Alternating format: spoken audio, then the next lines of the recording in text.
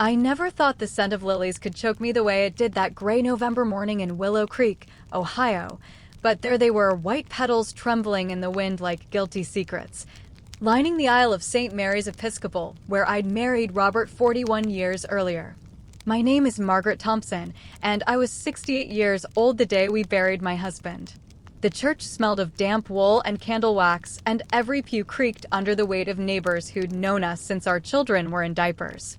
I sat in the front row, knees pressed together inside my navy coat, clutching a handkerchief that had once been white. My daughter Ruth held my left hand. My son Daniel held my right. We were a chain of three, trying to keep from breaking. The organist played Abide With Me, slow enough that each note felt like a heartbeat. I stared at the polished oak casket, closed because Robert had wanted it that way, no open viewing, no final glimpse of the man who'd kissed me goodbye every morning with coffee on his breath. I kept waiting for the tears to come, the kind that flood and cleanse, but all I felt was a hollow ringing behind my eyes, as if someone had scooped out my grief and left the shell. People filed past to offer murmured condolences. Mrs. Henderson from the library pressed my fingers and said, "He was a good man, Margaret." Mr. Kowalski from the hardware store added, "He'll be missed at the VFW." Their words floated over me like fog. Then the side door opened, letting in a slice of cold air and the unmistakable click of high heels on tile. I turned, and there she stood, Vanessa Harlow, 29 years old, 7 months pregnant, cheeks flushed from the wind. She wore a charcoal maternity dress that clung to the swell of her belly, and a black wool coat unbuttoned despite the chill.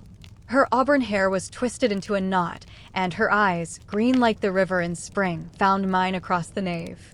For a moment the organ seemed to falter. A collective inhale rippled through the congregation. My mother-in-law, Agnes, rose from the second pew with surprising speed for 82, her cane tapping like an angry woodpecker. "You have no place here," she hissed, loud enough for the first 5 rows to hear. Vanessa didn't flinch.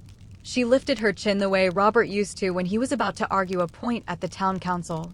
"I have every place," she said, voice steady but soft, the kind of soft that carries. "I'm carrying his child." The word child landed between us like a stone dropped in still water. Ruth's grip tightened until I felt her wedding ring bite my skin. Daniel muttered something under his breath that sounded like a prayer and a curse at once.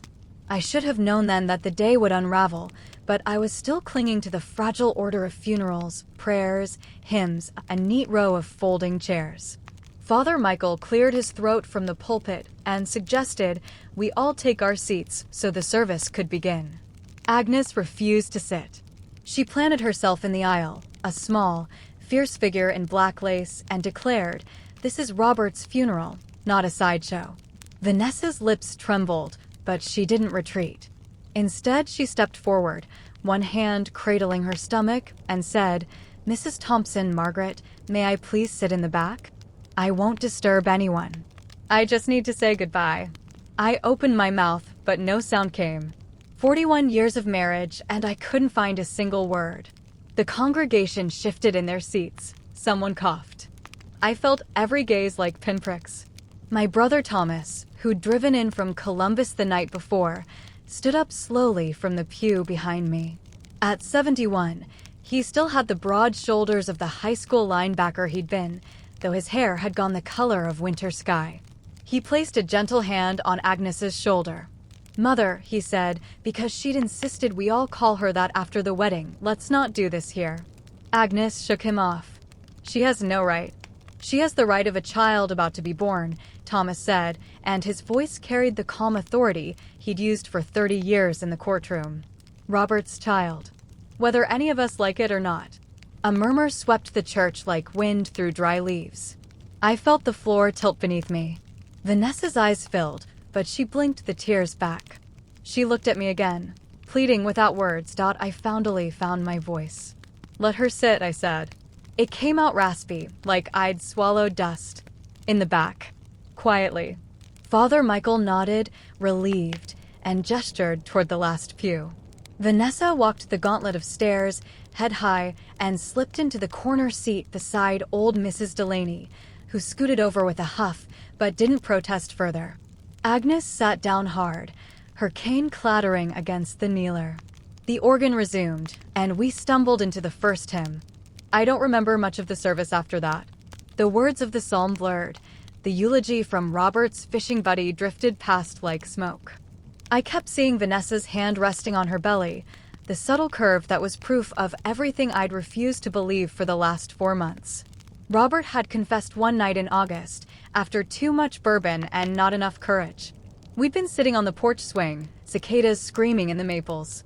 "There's someone else," he'd said, eyes fixed on the cracked paint of the railing. It was a mistake.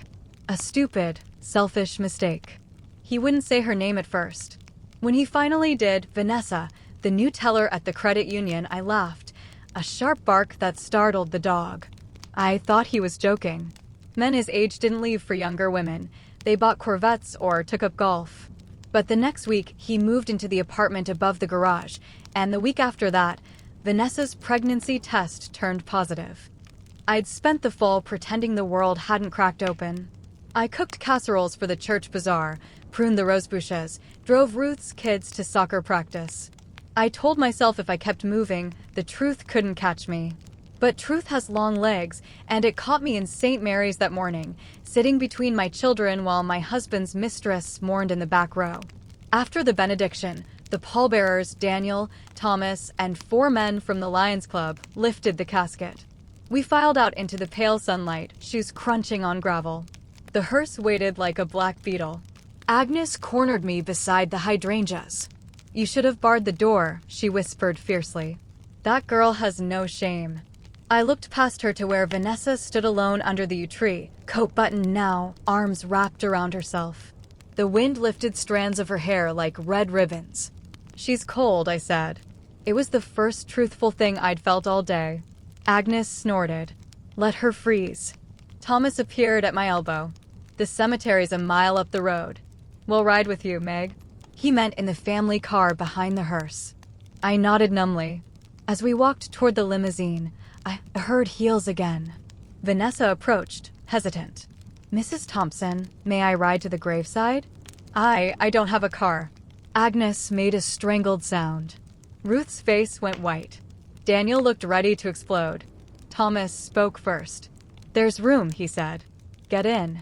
Agnes started to protest, but Thomas took her arm with the same gentle firmness he'd used on juries. Mother enough. We climbed into the cavernous back seat, me, Ruth, Daniel, Thomas, Agnes, and finally Vanessa, who sat opposite me, knees together, hands folded over her purse like a schoolgirl. The door shut with a soft thunk, and the car rolled forward. Silence stretched thick as felt. Outside, Willow Creek slid past, Maple Street with its Halloween decorations still up, the diner where Robert and I had shared milkshakes in 1982, the library where I'd worked for 25 years. I watched it all through the tinted window and felt like a ghost in my own life. Vanessa cleared her throat. "I'm sorry," she said quietly. "For everything." Agnes stared straight ahead. Ruth stared at her lap. Daniel stared at Vanessa like he could vaporize her with willpower. I found myself studying her face. She had a faint scar above her left eyebrow, pale against her freckles. Robert had a matching one from when we'd tried to build a treehouse for Daniel and the ladder slipped. I wondered if he'd ever told her that story. The thought pierced me sharper than any accusation. At the cemetery, the wind whipped the canvas tent over the grave. We gathered in a semicircle while Father Michael read the committal. Dirt clods thumped onto the casket like slow applause. When it was over, people began to drift toward their cars. Agnes announced she was hosting a reception back at the house, a proper send-off, she called it. I stood by the pile of carnations, numb. Vanessa lingered at the edge of the tent, looking small against the rows of headstones. Thomas touched my shoulder. "Walk with me a minute, Meg." He led me past the tent to a bench beneath an oak that had dropped most of its leaves. We sat. The ground smelled of frost and turned earth. "You holding up?" he asked. "I don't know what I'm holding," I said. My voice cracked on the last word. He nodded like he understood. Robert was my best friend as well as my brother-in-law. I'm not excusing him. But that girl, she's not the villain here. She's 29, pregnant and about to bury the father of her child. Alone. She chose. She chose a married man who lied to her, same as he lied to you. Thomas's eyes, the same blue as our mother's, were steady. Hate is easy, Meg. Mercy's harder. And it's the only thing that might let you sleep again. I wanted to argue, but the words wouldn't come.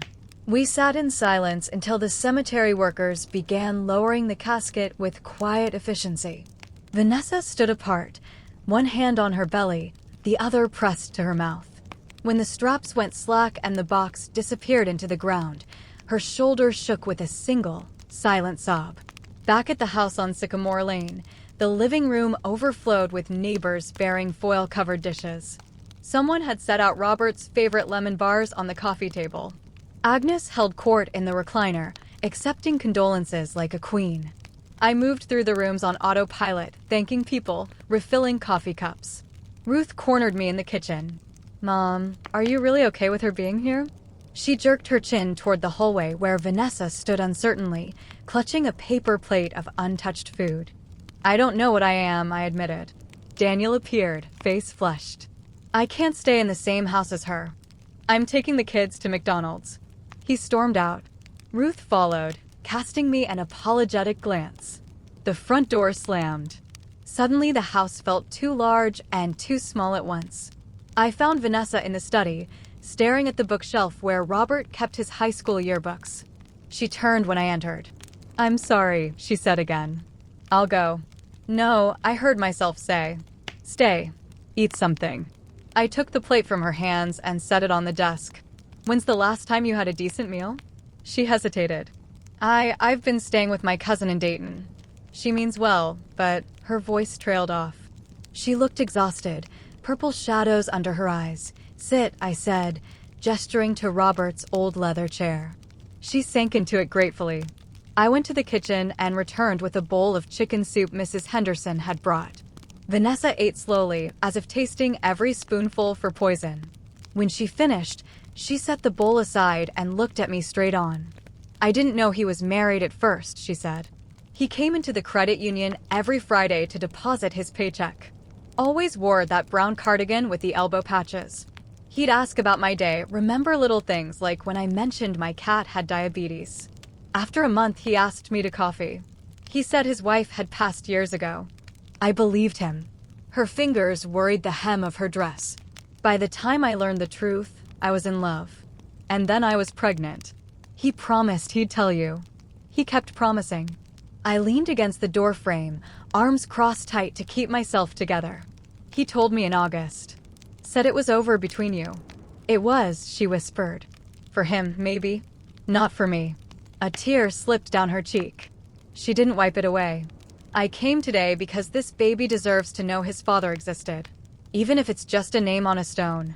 The room felt suddenly airless. I thought of my own pregnancies, Ruth born during a blizzard, Daniel during a heat wave. Robert had been there for both, clumsy and proud, cutting the cords with shaking hands. The idea that he'd missed this one, that he'd chosen to miss it, cracked something open inside me. Thomas appeared in the doorway. "Meg, people are starting to leave. Agnes is asking for you." He glanced at Vanessa, then back at me. Something passed between us, an unspoken question. I nodded.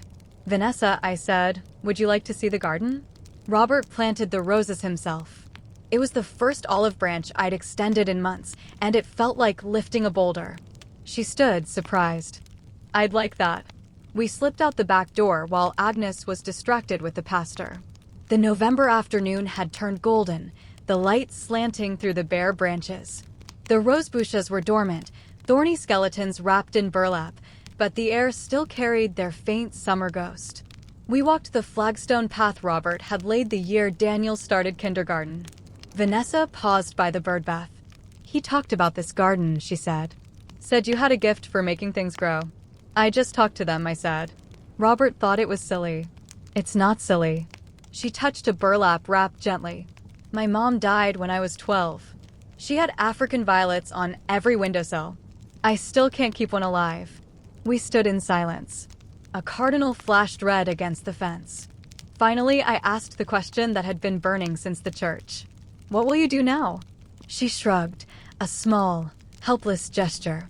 Finish the nursery. Take the online classes I started. Hope the baby has a smile. Her voice caught. I named him Robert, if it's a boy. I know that's probably salt in the wound, but it's his name, I said. The words surprised us both. Thomas joined us, hands in his coat pockets. Ladies, the house is clearing out. Agnes is napping in the recliner, exhausted from righteous indignation. His tone was gentle. Meg, I think it's time. Time for what? Vanessa asked. Thomas looked at me. Time to tell the rest of the story. The part Robert never got to finish. I knew what he meant.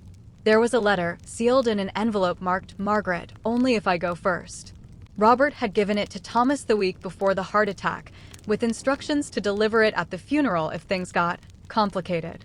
Thomas had waited until now. He pulled the envelope from his inside pocket. My name was written in Robert's careful engineer's script. My fingers trembled as I took it. Vanessa watched wide-eyed. I can go, she said. No, I said. Stay. We went back inside to the study.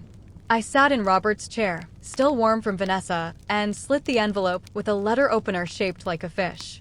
The paper smelled of his aftershave, faint but unmistakable.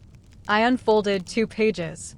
My dearest Margaret, if you're reading this, I've shuffled off without fixing what I broke. I'm sorrier than these words can hold. You deserved better than secrecy and cowardice. Vanessa deserved better too. The truth is uglier than either of you know, and I need you to hear it from me, not whispers.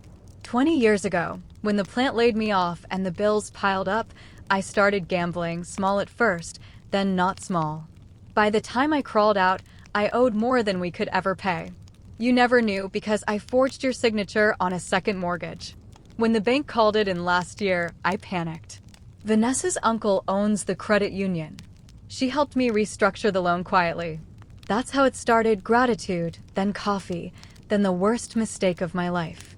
But here's what I need you to know. The baby is mine, and I wanted him. I was trying to find the courage to tell you everything, sell the house, pay the debt, start over with honesty. The heart attack stole that chance. The house is yours free and clear. Thomas has the paperwork. There's a college fund for Ruth's kids and a trust for Vanessa's child.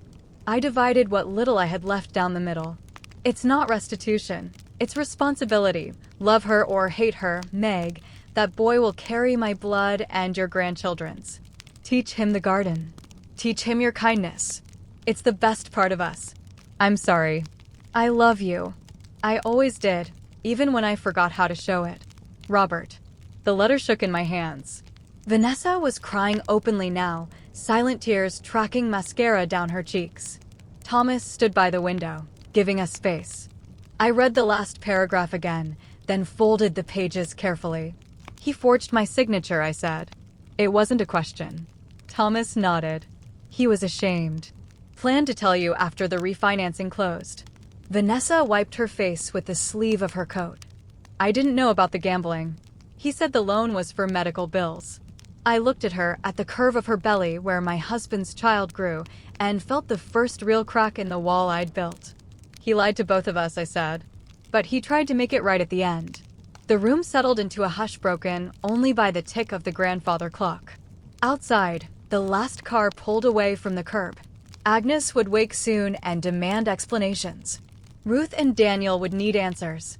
But in that moment, there were only 3 people in the world who knew the whole story. Vanessa spoke first. What happens now? I thought of the empty side of the closet, the silent evenings without Robert snoring, the roses that would need pruning come spring. I thought of a little boy who would never know his father's laugh, but might learn his grandmother's lullabies. Now, I said, we figure out how to be a family. Not the one we planned, but the one we've got. Thomas smiled, the sad, hopeful smile of a man who'd seen too many verdicts. I'll make coffee, he said, and then we'll call Ruth and Daniel. They deserve to hear this from you. Vanessa started to stand. I should go. Sit, I said again, gentler this time. You're eating for 2, and Mrs. Henderson's lemon bars won't eat themselves. She laughed through her tears, a small, startled sound. I realized it was the first time I'd heard her laugh. It sounded like springtime. Later, after the dishes were done and the house quiet, I walked Vanessa to her cousin's borrowed car. The porch light cast a warm pool on the steps. She paused with her hand on the door handle. "I know this doesn't fix anything," she said. "But thank you. For today." "It fixes something," I replied. "Not everything, but something." She drove away, taillights disappearing around the corner by the Methodist church. I stood on the porch a long time, breathing frost and memory. Inside, Thomas had left Robert's letter on the desk beside a single white rose he'd cut from the florist's arrangement. I picked it up, thorns carefully removed, and carried it upstairs. In the bedroom, I opened Robert's closet. His shirts still hung in a neat row, smelling of cedar and him. I took down the brown cardigan with the elbow patches and laid it on the bed. Then I went to the spare room where I'd stored the boxes of baby clothes Ruth and Daniel had outgrown, tiny overalls, soft blankets, a quilt my mother had pieced. I carried an armful back to our room and folded them into the cardigan like a nest. Spring would come. The roses would bud. A little boy with his father's eyes and perhaps his grandmother's stubborn chin would take his first steps on the flagstone path. I didn't know if I could love him yet, but I knew I could try. And trying, I thought, might be the bravest thing I'd ever done. I turned off the light and left the rose on Robert's pillow. Tomorrow I would call the lawyer about the trust. The day after, I'd invite Vanessa to lunch and ask to feel the baby kick. One day at a time, the way I'd learned to live after the layoffs, after the miscarriages, after every small death that hadn't killed me. In the dark, I whispered to the empty room, "You hear that, Robert Thompson? We're going to be all right." The words tasted like forgiveness, sharp and sweet as November air. And for the first time since August, I slept without dreaming. The winter that followed Robert's funeral settled over Willow Creek like a heavy quilt stitched from grief and silence. I woke each morning to the same gray light filtering through the lace curtains I'd hung the year Ruth started first grade, and for a moment I'd forget he was gone. Then the quiet would press in, no clatter of his coffee mug, no rustle of the newspaper, no off-key humming of "You Are My Sunshine" while he shaved. The house on Sycamore Lane had always been too large after the children left, but now it felt cavernous, every footstep echoing like a question I couldn't answer. I was 68, widowed, and though I barely admitted it to myself, terrified. The mortgage was paid, thanks to Robert's final sleight of hand, but the furnace wheezed like an old man. The roof leaked above the pantry, and the checking account dwindled faster than I liked. I'd retired from the library 5 years earlier on a pension that covered groceries and little else. Ruth called every Sunday from Cincinnati, her voice bright with forced cheer. "How are you, Mom? Kids want to FaceTime." Daniel texted bullet points, "Working late. Snow tires on. Love you." I answered with emojis I didn't feel. Vanessa wrote once, a careful note on stationery patterned with tiny ducks. She was due in February, living with her cousin in Dayton, taking night classes in medical billing. "The baby kicks hardest when I play classical music," she wrote. Robert used to say he fell asleep to Beethoven in college. I read the sentence 3 times, then tucked the card into the drawer with my good gloves. I didn't write back. Not yet. Christmas came and went. Ruth's family filled the house with noise and wrapping paper, but they left the day after, citing Daniel's in-laws in Toledo. I strung lights on the porch out of habit, then took them down New Year's Eve because the extension cord kept tripping the breaker. Agnes phoned from the senior apartments in Columbus to remind me the auxiliary was collecting mittens for the homeless. "You always were good with yarn," she said, as if charity could knit the hole in my chest. January brought ice storms that turned the streets to glass. I slipped on the back steps carrying groceries and landed hard enough to see stars. The bruise bloomed purple across my hip, a private galaxy I hid under long sweaters. Thomas drove up from Columbus the next weekend, took one look at my limp and declared, "You're not doing this alone anymore." He stayed 3 days, fixed the gutter, replaced the furnace filter, and left a stack of takeout menus on the counter. "Call if you need me," he said, hugging me goodbye. "I mean it, Meg." I nodded, but calling felt like surrender. The first real thaw arrived in late February, the kind that turns snow to slush and rooftops to rivers. I was in the garden, poking at the rose bushes with a stick to see if anything had survived the freeze when my phone buzzed. Unknown number. I almost let it ring, but something, curiosity, maybe loneliness, made me answer. Mrs. Thompson? It's Vanessa. Her voice was thinner than I remembered, edged with exhaustion. I'm sorry to bother you. I'm in labor. My water broke an hour ago. My cousin's at work, and the hospital won't let me drive myself. I didn't know who else. The stick slipped from my hand. Where are you? Still in Dayton. Mercy St. Mary's. I'll be there in 45 minutes. I was already moving, keys jangling, coat half buttoned. The drive south on I-75 felt endless. Windshield wipers smearing sleet. Radio droning weather alerts. I kept seeing Robert's face in the dashboard lights, the way he looked the night he confessed, eyes red from crying. I'd wanted to hate him then. Now I just wanted him back to tell me what to do.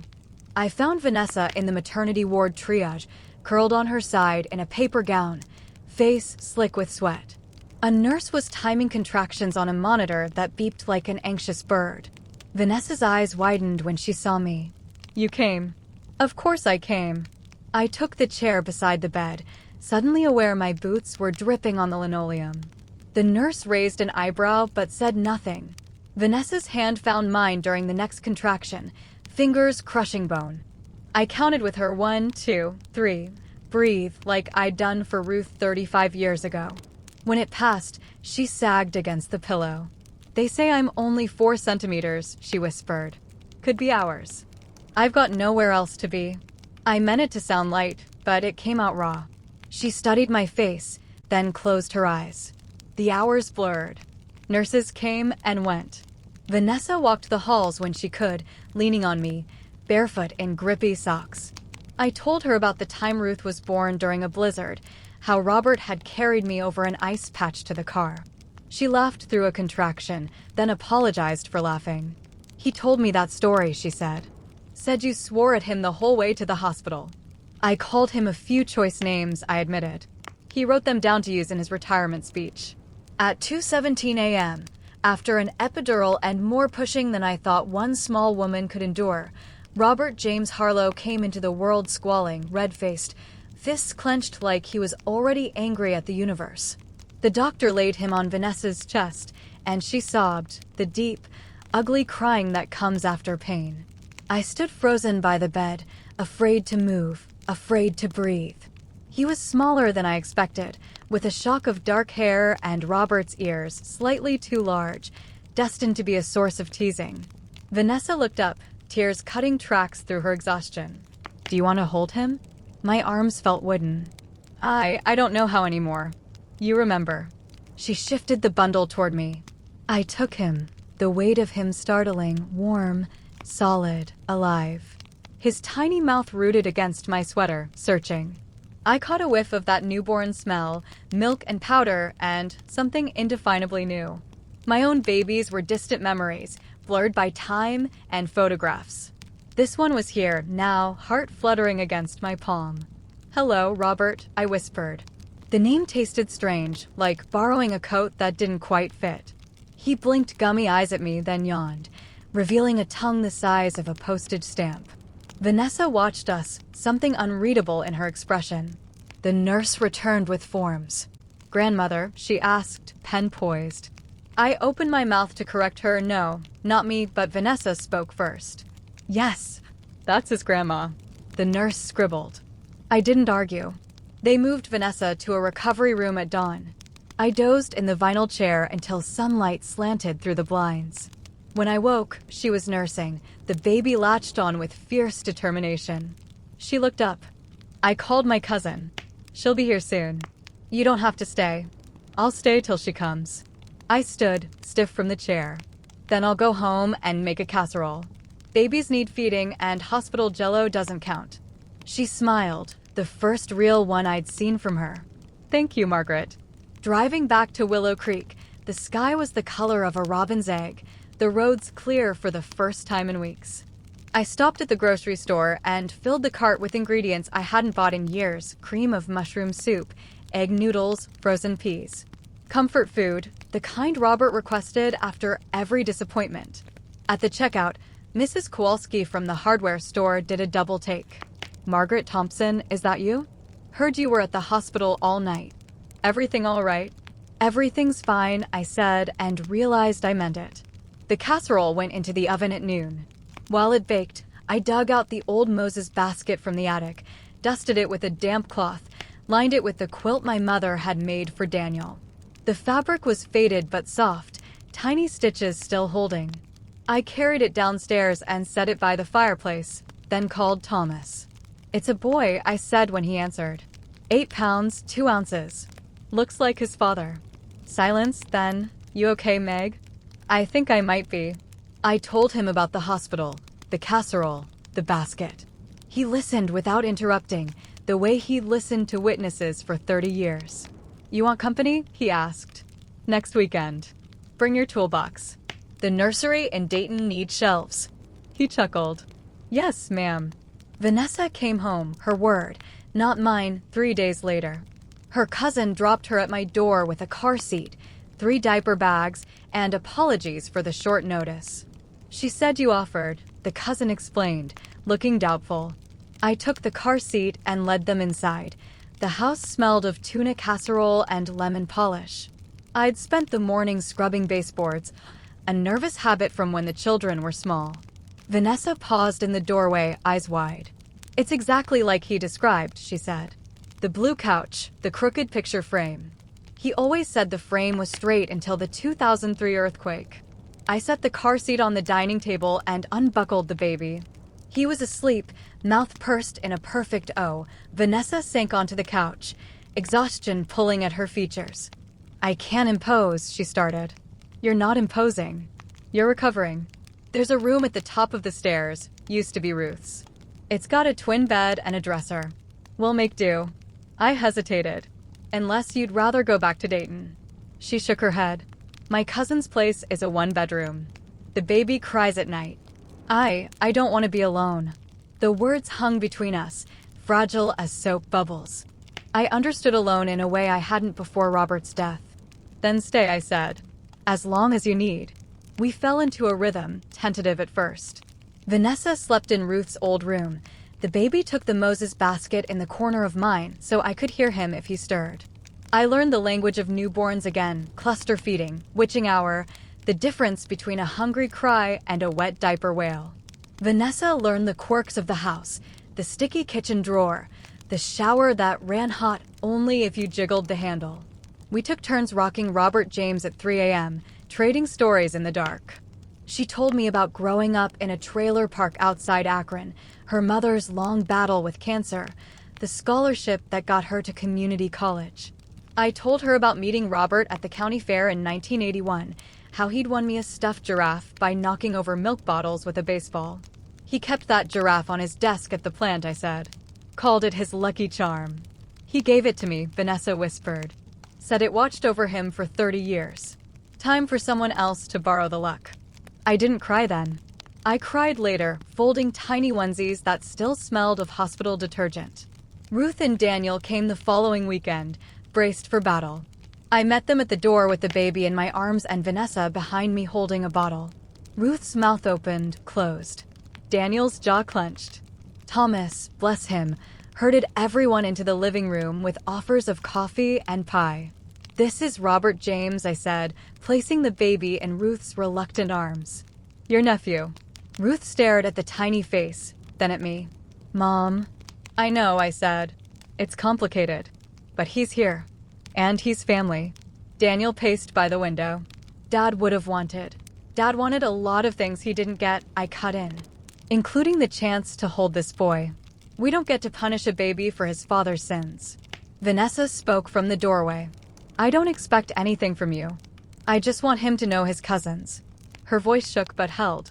Ruth looked at her, really looked, and something shifted. She adjusted the baby against her shoulder the way I'd taught her with her own daughters. He's got Dad's chin, she said softly.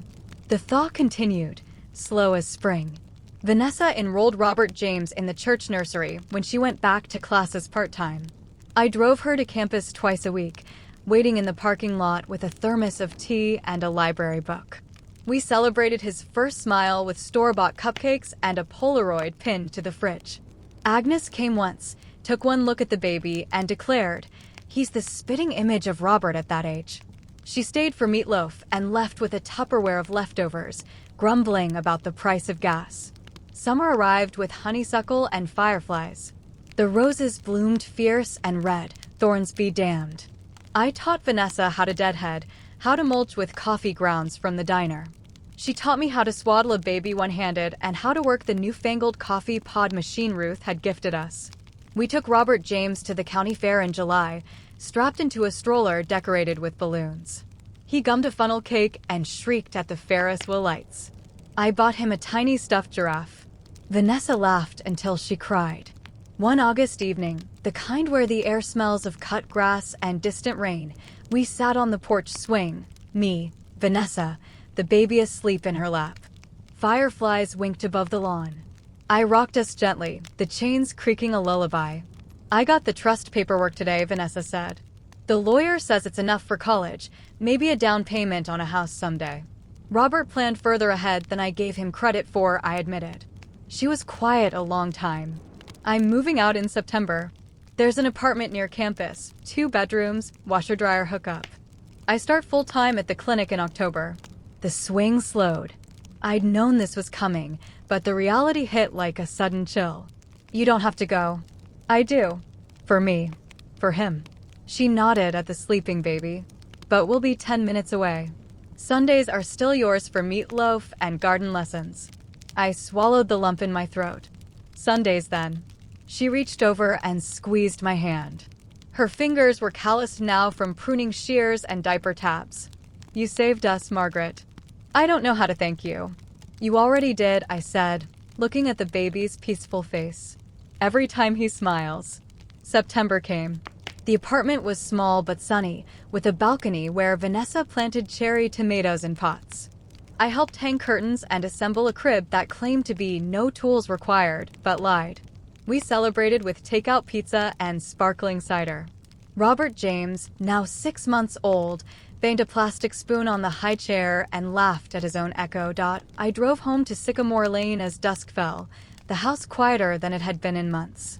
The Moses basket looked forlorn by the fireplace. I carried it to the attic, then changed my mind and brought it back down. Some things weren't ready to be stored away. That night I sat at the kitchen table with a cup of chamomile and Robert's letter, the one Thomas had delivered at the funeral. I'd read it so many times the creases were soft as cloth. Tonight I added a postscript in the margin, my handwriting shaky but sure.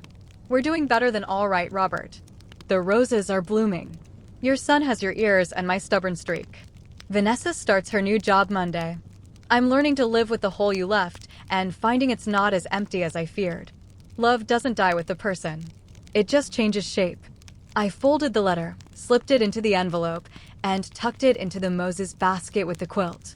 Then I went to the garden and cut one perfect red rose, thorns and all.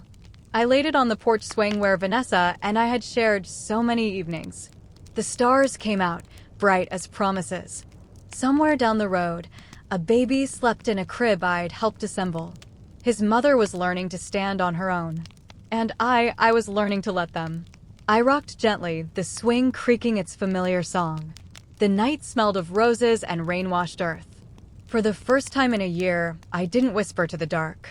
I just listened to the crickets, to the wind in the maples, to the steady beat of a heart that had learned to expand instead of break. And in the quiet, I heard Robert's voice, soft as memory. "You are my sunshine." I smiled into the dark. "Back at you, old man." The years after Vanessa moved out didn't march. They drifted, the way maple seeds spin down in autumn, catching on breezes I hadn't noticed before. I was 70 now, then 71, then 73, each birthday marked not by candles, but by small, sturdy milestones. The first time Robert James called me Gamma instead of Marga. The day Vanessa passed her certification exam and hung the framed certificate above her tiny kitchen table. The afternoon Ruth's youngest started kindergarten, and I realized I was the only grandparent left to walk her to the bus stop. Willow Creek changed too, slowly, the way small towns do. The diner swapped vinyl boots for faux leather. The library where I'd shelved books for a quarter century installed self-checkout machines that beeped like impatient birds. Mrs. Henderson retired, and the new children's librarian painted the story time corner turquoise. I volunteered Tuesdays, reading aloud to toddlers who smelled of crayons and graham crackers. Robert James came sometimes, perched on my lap, correcting my pronunciation of dinosaur names none of the books had when I was young. Vanessa's apartment became a second home. I kept a drawer there with spare denture tablets, a nightgown, and the brown card Lucky Giraffe. She kept a key to Sycamore Lane on her ring, next to the one for her storage unit. We never discussed whose house was whose. We simply moved between them like tides. Robert James, RJ to everyone but me, grew long and lean, all knees and elbows and questions. At 4, he wanted to know why roses had thorns. At 6, he asked if his daddy could see him from heaven. At 8, he decided the answer was yes, because the clouds looked like baseball fields some afternoons. I never corrected him. Truth, I'd learned, had many rooms. Agnes passed the winter RJ turned 5.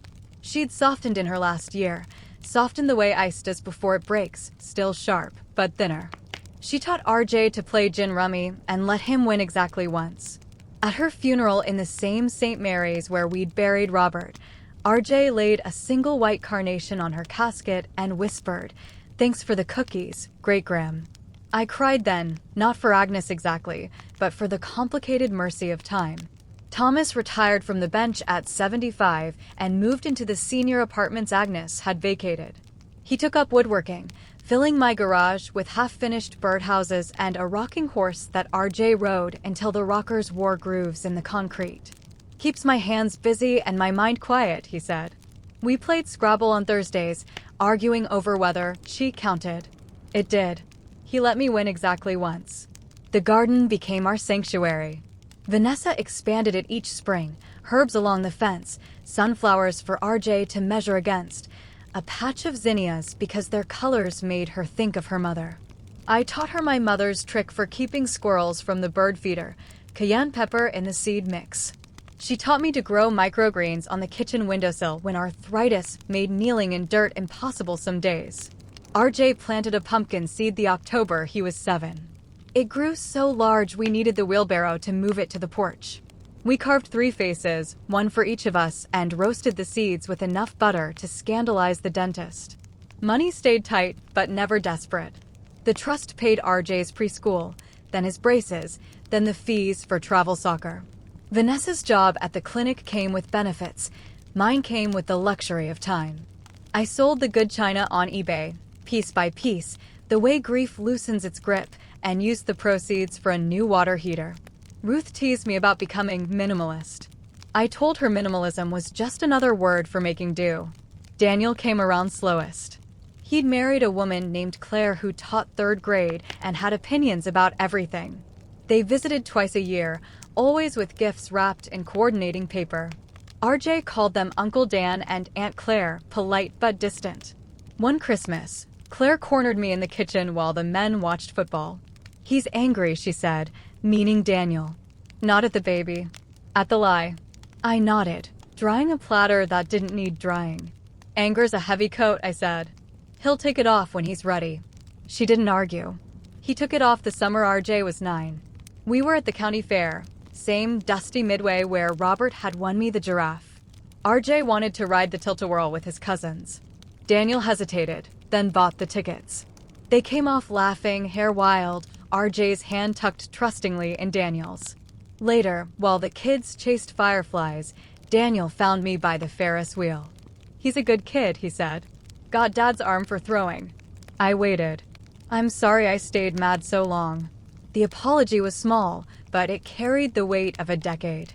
I hugged him, smelling funnel cake and his little boy soap scent that never quite left. Vanessa dated once a radiology tech named Marcus, who brought her daisies and fixed her garbage disposal. RJ called him Mr. Marcus and asked if he could be a dad. They broke up gently, the way adults do when timing is the only villain. She told me over tea on the porch, RJ asleep inside with the window open so we could hear him breathe. "I'm not looking for someone to replace Robert," she said. "Just someone to share the next chapter." I understood. Some nights I still set 2 mugs on the counter before remembering. RJ started middle school the fall I turned 75. He wore the brown cardigan on the first day, sleeves rolled 3 times, hem to his knees. For luck, he said. The elbows had been patched with leather from one of Robert's old belts. Vanessa took a picture. I printed 2 copies, one for the fridge, one for my wallet. The bus stop was 3 houses down now.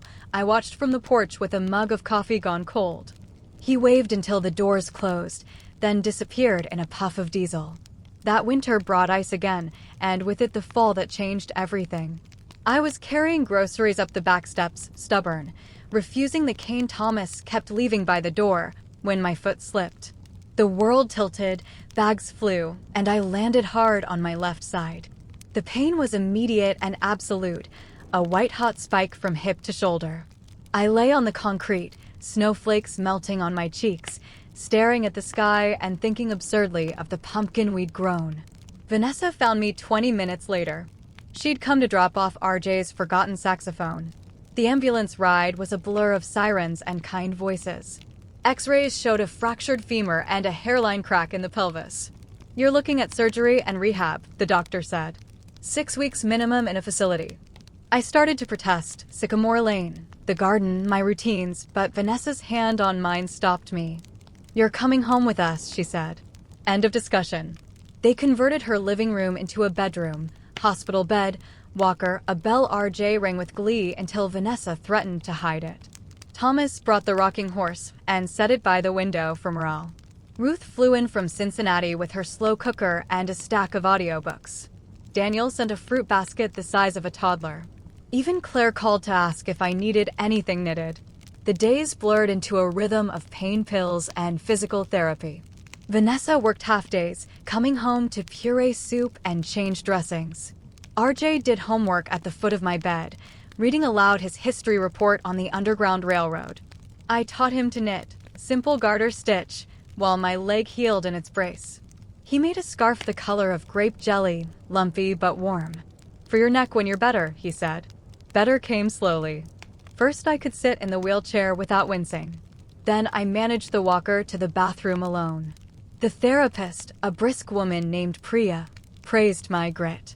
I told her grit was just another word for too stubborn to quit. She laughed and added another set of leg lifts. Spring arrived while I was still captive. Vanessa wheeled me to the balcony daily so I could watch the cherry tomatoes sprout. RJ planted pansies in a pot and named them after Star Wars characters. One afternoon, the mail brought a thick envelope from the clinic.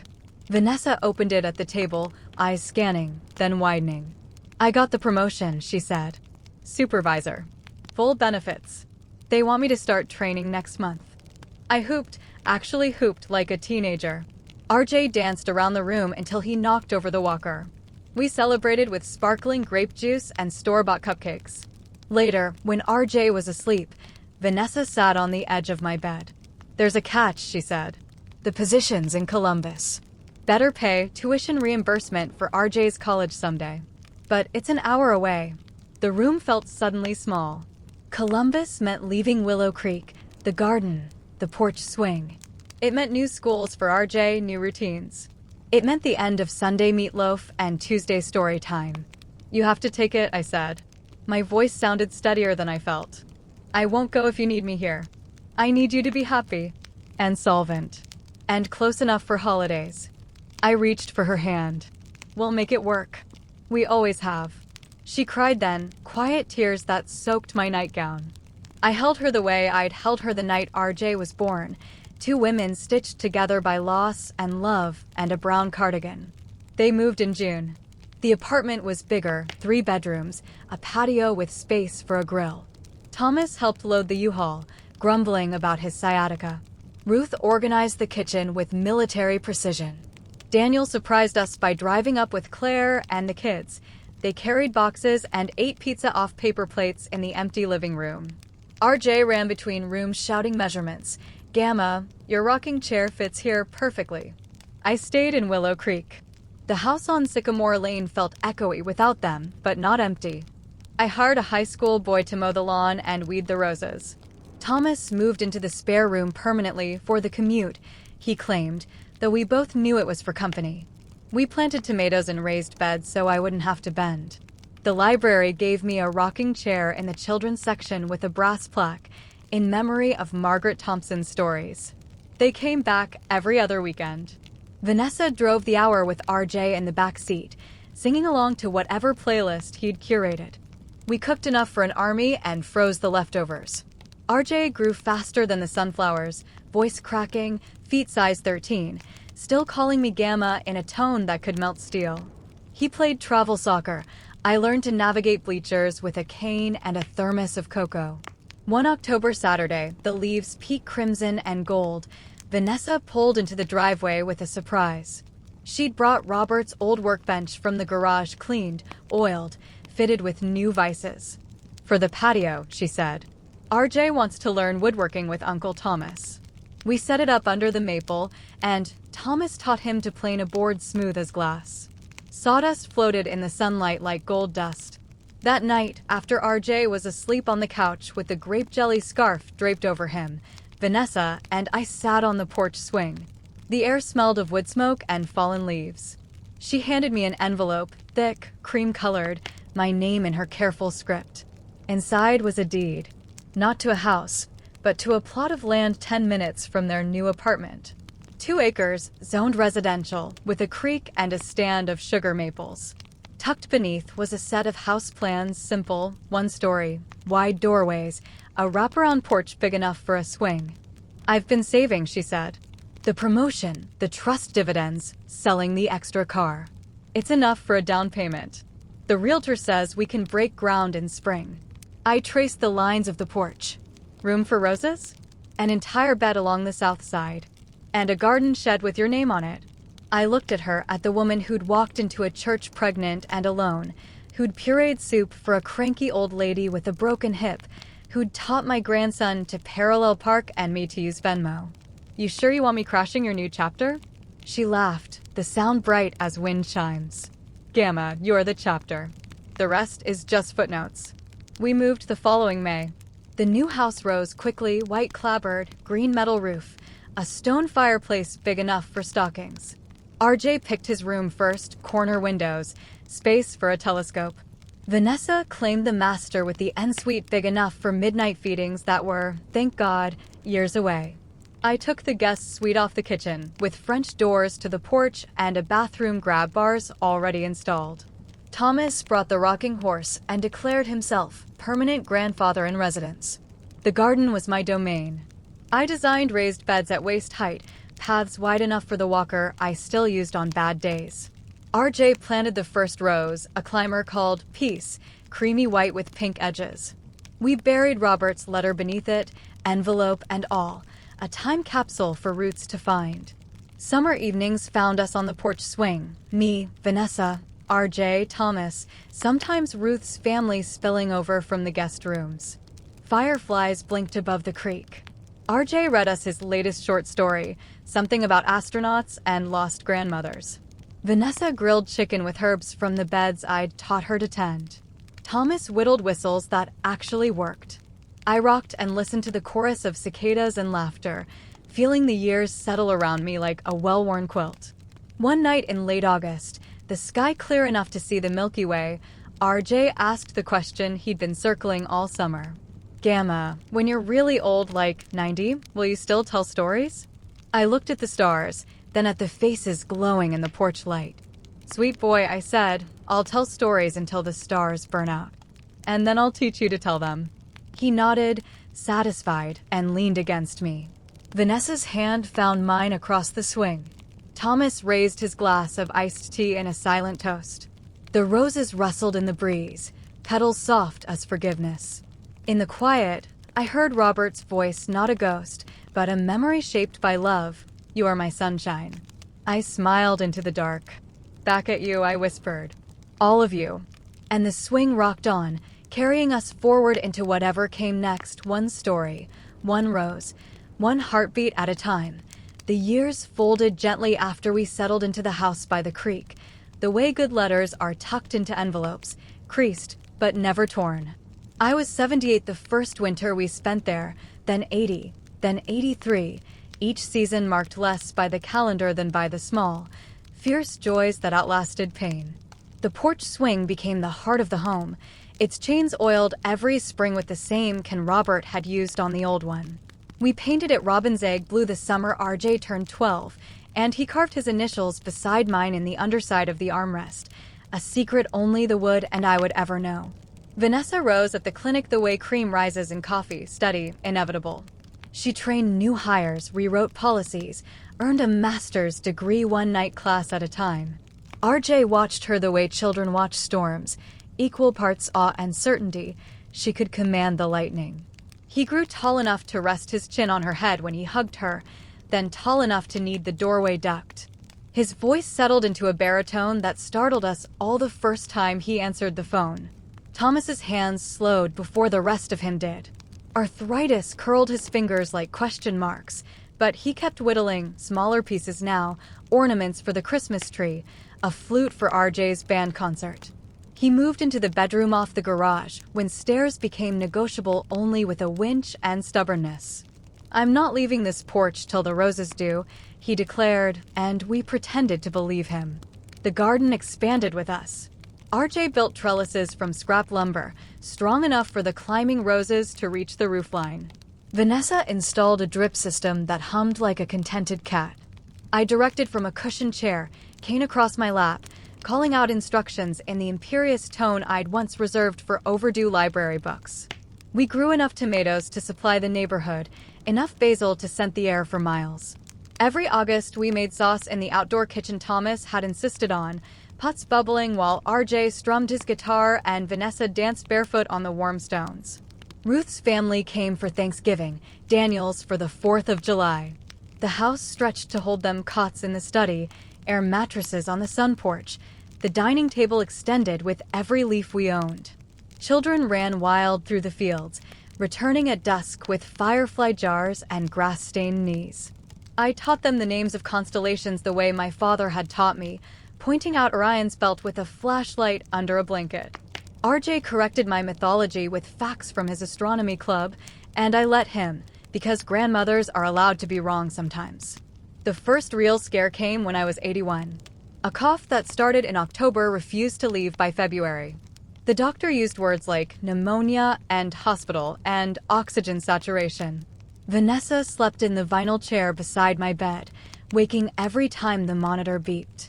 RJ brought his homework and read me his English essays aloud until the nurse threatened to confiscate his backpack. Thomas smuggled in lemon bars from the bakery downtown. I came home weaker, tethered to an oxygen tank that hissed like an angry goose, but alive. Spring arrived early that year. The roses burst into bloom while I still needed the wheelchair for distances longer than the hallway. Vanessa pushed me along the gravel paths, RJ running ahead to clear sticks. We stopped beneath the peace climber, its canes heavy with cream and pink. "Look," Vanessa said, pointing. A single red rose had appeared among the pale ones, a sport. The nurserymen would call it a genetic hiccup. RJ reached up and clipped it carefully, thorns and all. "For you, Gamma," he said, tucking it behind my ear.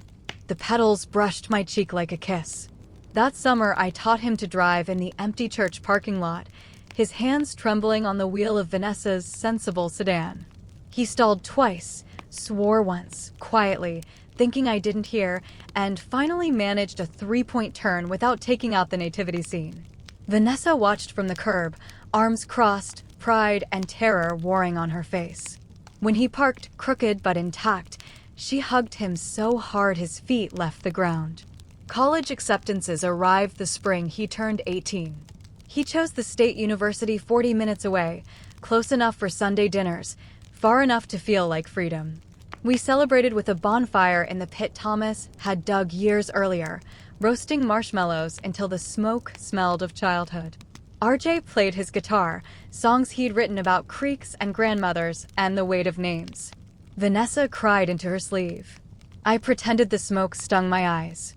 The years folded gently after we settled into the house by the creek, the way good letters are tucked into envelopes, creased but never torn. I was 78 the first winter we spent there, then 80, then 83, each season marked less by the calendar than by the small, fierce joys that outlasted pain. The porch swing became the heart of the home, its chains oiled every spring with the same Ken Robert had used on the old one.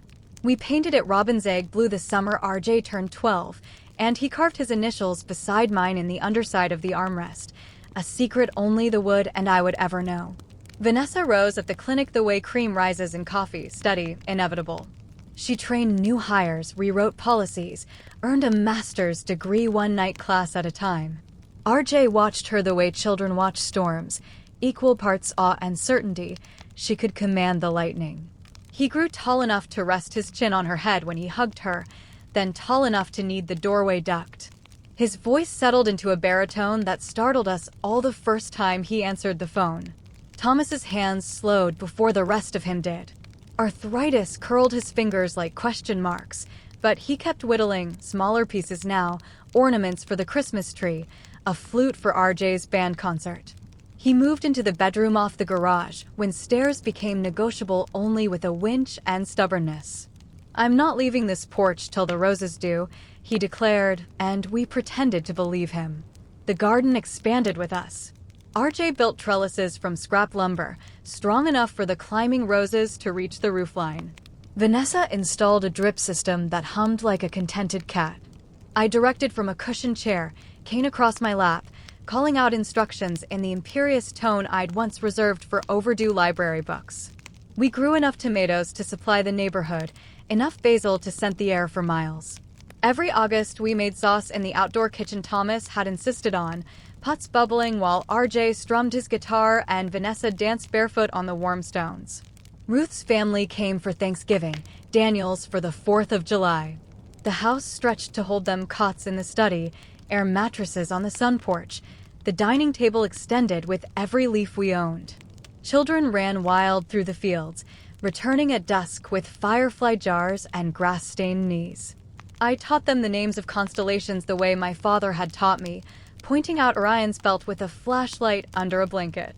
RJ corrected my mythology with facts from his astronomy club, and I let him, because grandmothers are allowed to be wrong sometimes. The first real scare came when I was 81.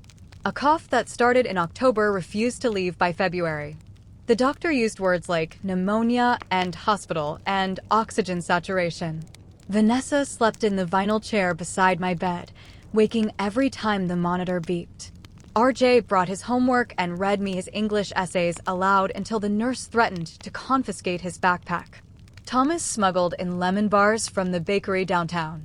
I came home weaker, tethered to an oxygen tank that hissed like an angry goose, but alive.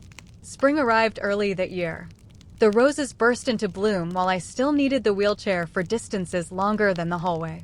Vanessa pushed me along the gravel paths, RJ running ahead to clear sticks. We stopped beneath the Peace Climber, its canes heavy with cream and pink. "Look," Vanessa said, pointing. A single red rose had appeared among the pale ones, a sport. The nurserymen would call it a genetic hiccup. RJ reached up and clipped it carefully, thorns and all. "For you, Gamma," he said, tucking it behind my ear. The petals brushed my cheek like a kiss. That summer, I taught him to drive in the empty church parking lot, his hands trembling on the wheel of Vanessa's sensible sedan. He stalled twice, swore once, quietly, thinking I didn't hear, and finally managed a 3-point turn without taking out the nativity scene. Vanessa watched from the curb, arms crossed, pride and terror warring on her face. When he parked, crooked but intact, she hugged him so hard his feet left the ground. College acceptances arrived the spring he turned 18. He chose the state university 40 minutes away, close enough for Sunday dinners, far enough to feel like freedom. We celebrated with a bonfire in the pit Thomas had dug years earlier, roasting marshmallows until the smoke smelled of childhood. RJ played his guitar, songs he'd written about creeks and grandmothers and the weight of names. Vanessa cried into her sleeve. I pretended the smoke stung my eyes.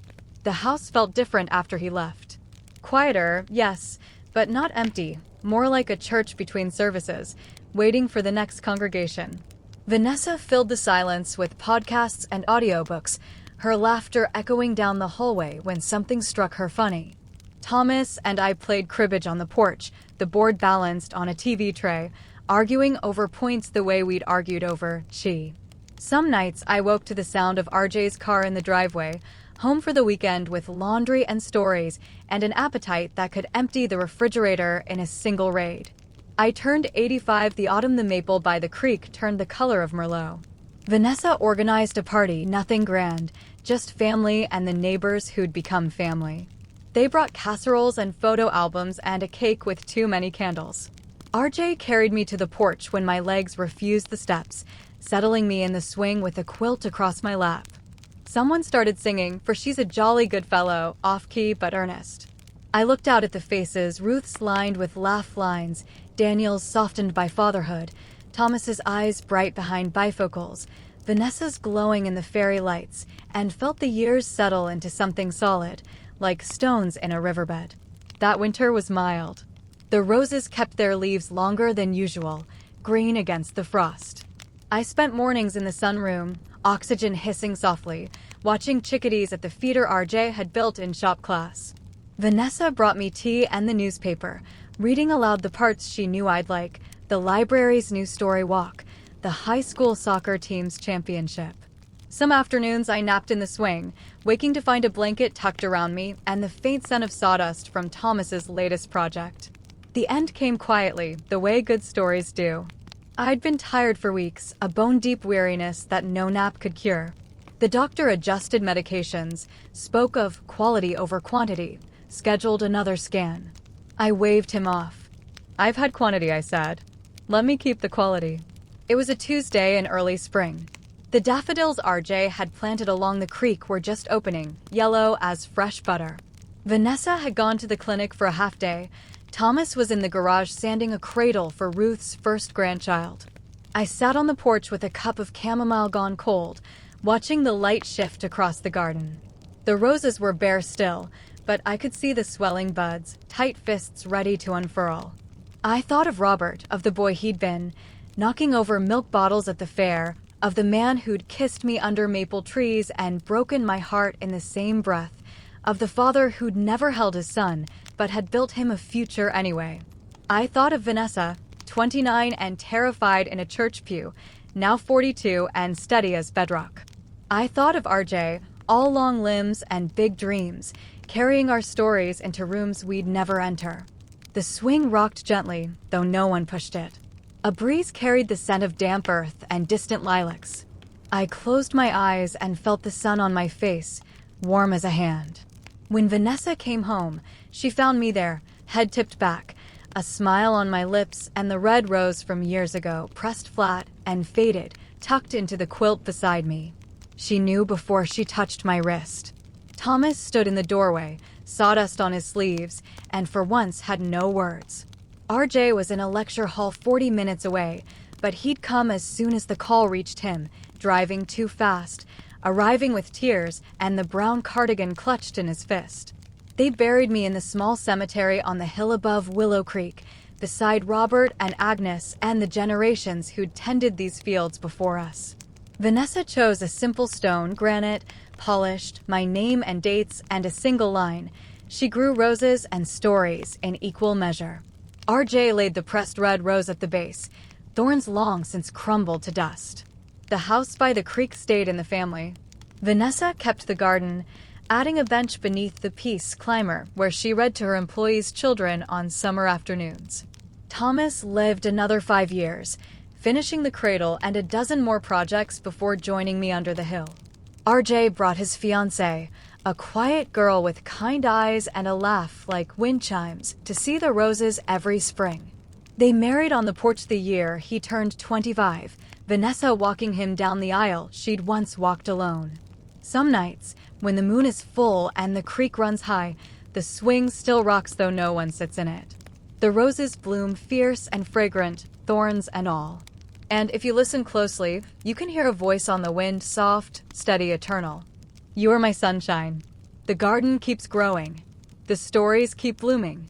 And love, stubborn as roots, refuses to die.